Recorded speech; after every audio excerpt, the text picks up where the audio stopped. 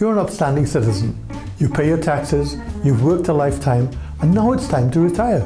Surely in this great country of ours, Canada, the government should provide you with enough to retire.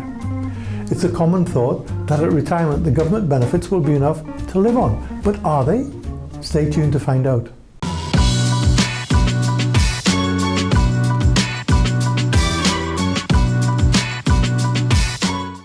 In Canada, there are three sources of government benefits that might be obtained in retirement: CPP, OAS and GIS. Let's look into them a little bit. First, we have CPP or Canada Pension Plan. After 2019, the CPP aims to replace about a third of your average working income. Anyone 18 and older and employed must contribute to CPP. For 2022, the maximum monthly amount you could receive as a new recipient starting the pension at age 65 is a little over $1,200. But the reality is, not a lot of Canadians will get that. The average monthly amount paid for a new pension at age 65 in October 2021 was only around $700. Your individual situation, of course, will determine how much you receive up to that maximum of $1,200 we talked about. Next, we have OAS or Old Age Security. Not everyone will get the full OAS pension. The amount you get depends on the number of years you've worked and lived in Canada. If you lived in Canada for less than 40 years after the age of 18, you'll receive a partial payment amount. Right now, you can receive up to just over $640 a month, which is the amount for the January to March 2022 maximum monthly payment. One thing about OAS is that if your income is too high, currently over $79,000 or more, they will claw back an increasing portion of your benefit until it's all recovered, which is usually when you make over $133,000. Lastly, we have Guaranteed Income Supplement or GIS.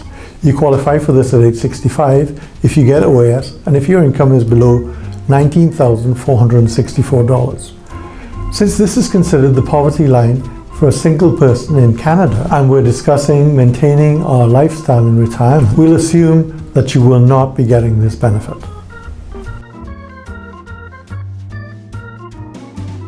So, let's see if we can live on CPP and OAS in retirement.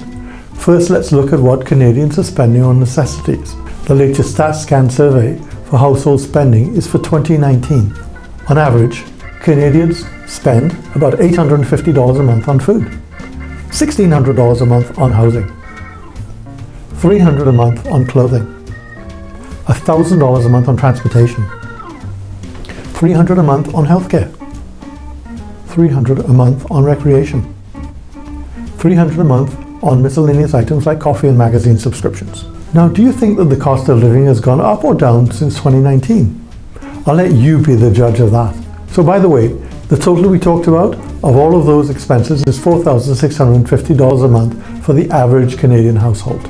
Now, if we assume that we'll be getting the average CPP payout and the maximum OAS payout, the total for that comes to, and I'll remind you, $700 plus $640.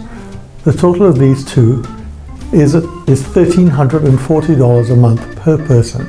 If you and your spouse are both retired, that comes to 2 times $1,340, which is $2,680 a month.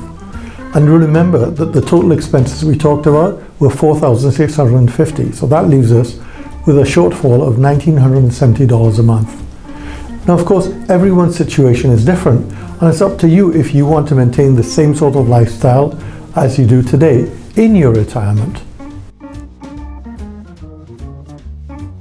So where does that extra income to maintain our lifestyle come from?